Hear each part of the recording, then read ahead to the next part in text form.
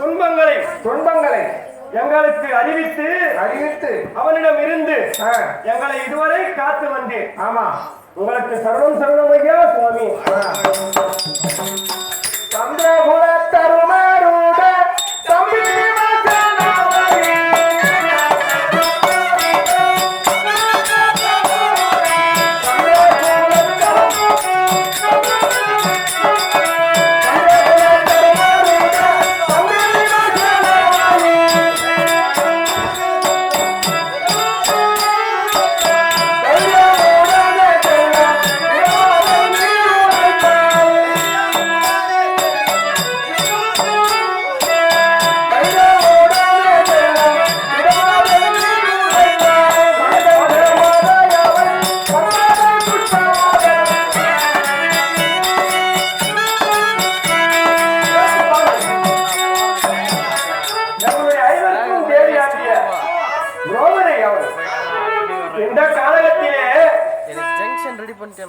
காவிரி ஆற்றிலே அடித்து வருகின்ற கடலை பார்த்து அதை எடுத்து கொடுக்கும்படியாக என்னை கேட்டால், ஆனால் பின்னே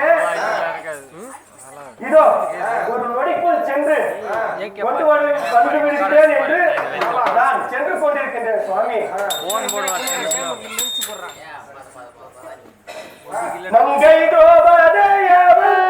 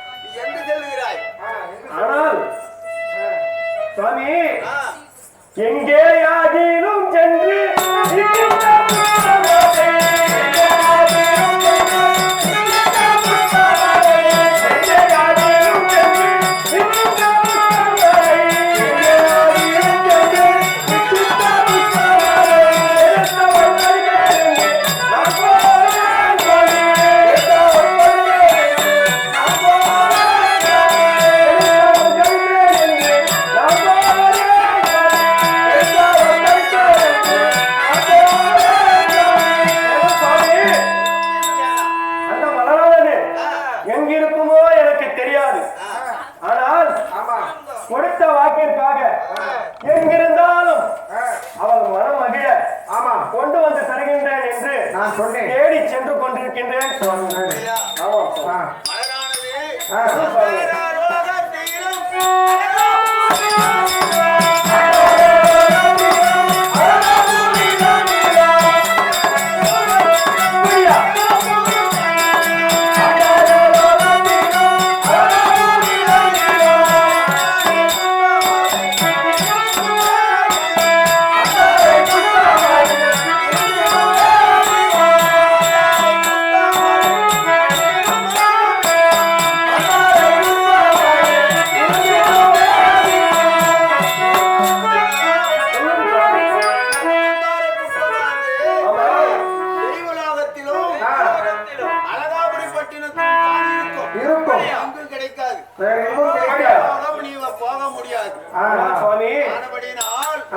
அழகாபுரி பட்டினத்தில் குபேரனுடைய பட்டினத்தில் கிடைக்கும். அப்படியா? சுவாமி ஒரு சந்தேகம். சாமி சொல்லும். அந்த குபேரன் ஆமா. இருக்கின்ற அழகாபுரிக்கு சென்று சரி எந்த விதமாய் புஷ்பம்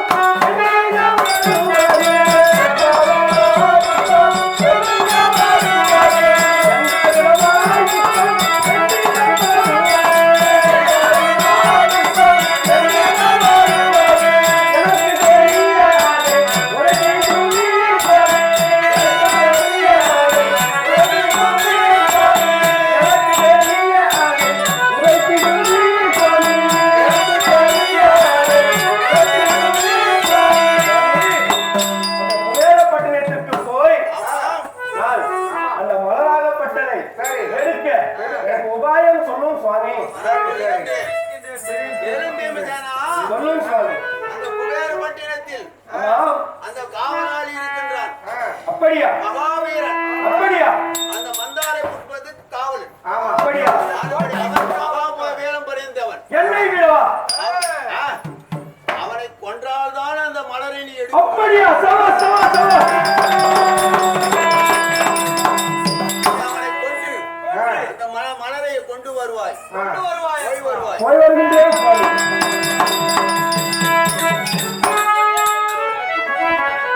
போய் வாருங்கள் சாமி நீங்களும் போய் வாருங்கள்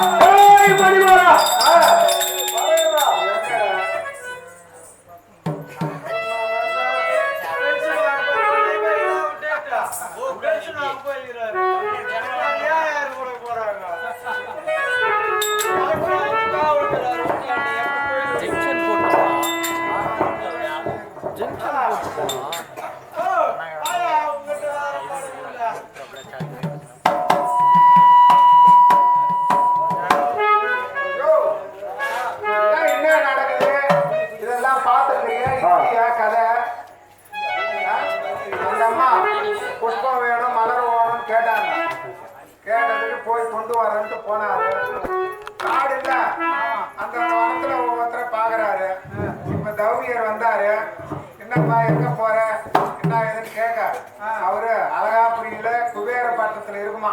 பெரிய கதையா இருக்குது. இது அந்த அம்மா ஏதோ ஓடியில பார்த்துட்டு சொல்லிட்டா. அவர் என்ன சொல்றாரு, மலர் அங்கிருந்து தான் வருது, அழகாபுரிக்கு போனோம் இல்ல தெய்வ லோகத்துக்கு போனோம். அழகாபுரின்னா குபேரனுடைய பட்டணம், அது குபேரப்பட்டினம். ஆமா, குபேரனுடைய அந்த இடம். ஆமா இல்லையா? இப்ப அங்க போனாதான் அங்க வேற அந்த பூவுக்கு பலத்த காவல் ஒருத்தன் இருப்பானா, அவன் எடுக்க விட மாட்டான். அவனை கொன்றாதான் நீ அந்த மலரை தொட முடியும். இப்படி எல்லாம் சொல்லிட்டாரு. அவர் கூட்டாரு. இவன் போய்க்கிறான். இது கதை. அதுக்கு மேல என்ன வருமோ, அது ஒண்ணு என்ன வரப்போகுது, என்ன நடக்க போகுது தெரியலையே. எப்படியப்பா பெரிய சமாச்சாரமா இது. கம்முனு 2 மாதம் இருந்தா நகர ரோட்ல போய் பார்த்துட்டு கேட்டுங்கிறான். இவன் நான் பீமன் பலசாலி போறேன் பாக்குறேன்ட்டு போய்ங்கிறான். போறப்பவே இதெல்லாம் நடந்துங்குது. அர்த்தம் என்ன பாக்கலாம். சரி